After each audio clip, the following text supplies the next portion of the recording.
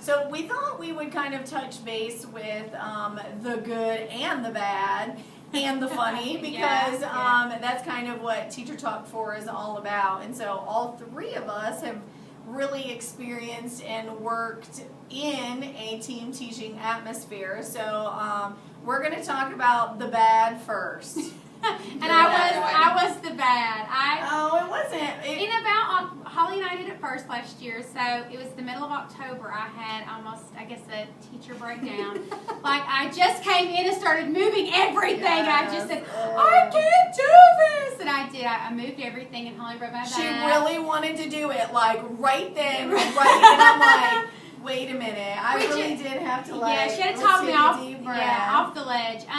Only because there were just some naysayers, and I just, character trait of me, personality, I want everything to be sunshine and rainbows all the time. It's hard for me to take criticism.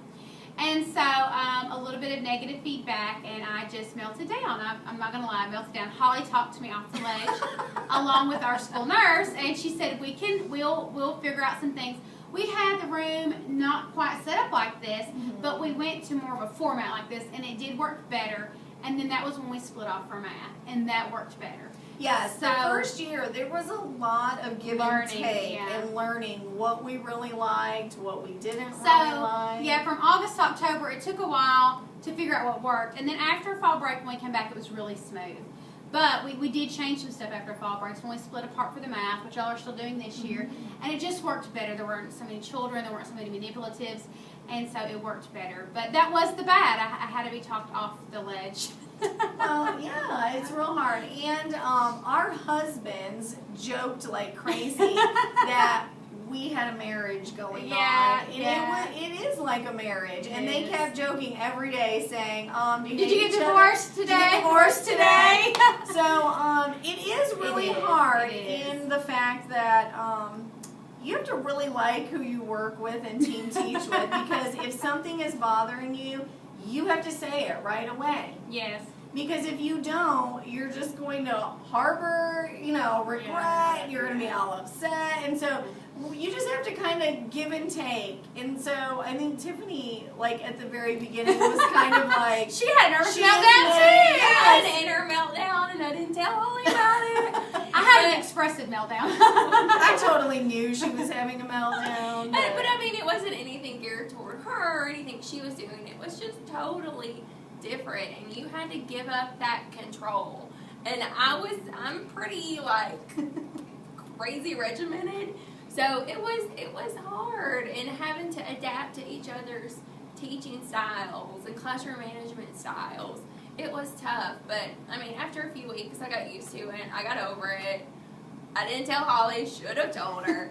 She should have. Yeah, no, it worked out. It's fine. I think that's a good thing about teaching them, doing something new, being out of your comfort zone, and then it's been totally worth it for you guys. It was totally worth it for us. Yes. So here, we said before we test, and so I think we saw an increase in test scores, student knowledge, and just being able to hone in on really like, hey, Paul there needs this, and so we're having centers today, and I'm going to give Paul some one-on-one instruction. You have another person to do that you can really just focus in on the needs of the kids, and of course that's what it's all about.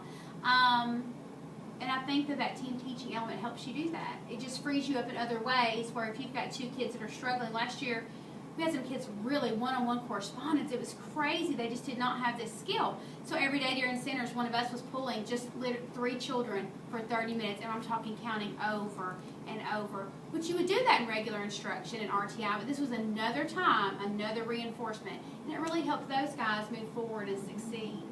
And so that's what it's all about. Not to mention, you always feel like someone else has your back. No matter what, it's like, we're in this together. These are all our kids. Your team's not better than my team, and it's just, they're all ours.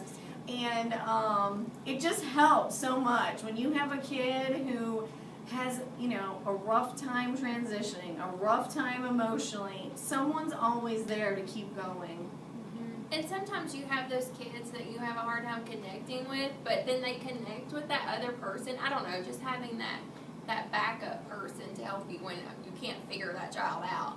So that is nice. Yes, or if you have a lesson and you feel like, oh my gosh, what is going wrong? And like the other person's right there going, okay, here's what we need to do. Let's do this. And then it's like, all right, let's go. And then you Yeah. automatically Yes. do it and readjust. When you're and- not lead teaching, you don't see that reaction a lot of times from the kids. So you Yeah, I kind of pick agree. up on what And they so need. the other person chimes in right away, like, Yes. oh, well, everybody freeze and, let's think about this for a minute. And you're like, oh, okay. And so then we just go with it. Now we're going to talk about the funny things that happen when you can team teach together. Well, last year we had we had my daughter Hannah, and so whenever we come home, my husband always said, "Oh, what'd you do at school today?" And she's like, "Miss Holly did this and Miss Holly did that," because she was her lead teacher day, and Miss Holly did all these things. And he's like, "Well, what'd your mom do?" "Oh, nothing. She just stood there. She passed out some papers." So their perception is kind of like one person's the teacher, one person didn't do anything. Drink coffee. She drank coffee today. She didn't do anything. That's really not what happened. No, it's not, because you're passing out papers and you're getting group things ready and you're grading the papers that day, but the perception is that you don't really do anything. It is pretty funny. Yeah, so Another funny thing we've had happen is a couple of times so far is we'll be doing a lesson and then you'll think that both of us are like way on task and then we'll be like, it's a disaster. It's not going as well as expected. Yeah, and so we literally taught the kids to wad it up and throw it in the trash, and they thought that was like the coolest thing. They're They were like, "Are you serious?" So we're like, "Yeah, just throw it away. We're gonna forget this ever happened." And at least, when we taught separately, you would do something like that, but you would feel like the worst failure ever. We thought it was something that you did. Yes. There's two of you. But then you kind of feel like, whatever, Yeah. we're going to move on and never do it again or Yeah. redo it next time. And so it's kind of nice. it is. It's good. That's why teachers need teachers. Yeah, I agree. Okay, so I know I've learned a lot just from being in the rooms today and asking some questions, so I hope you've learned a lot. But I know, like you, teachers put out a little snippet out there and you want to know more. So if you want to know more, you're welcome to leave comments below, and we will try to get to them, make sure they're positive, and, it's always a good time to ask because someone else might be thinking the same thing. So Thanks. thanks for stopping in.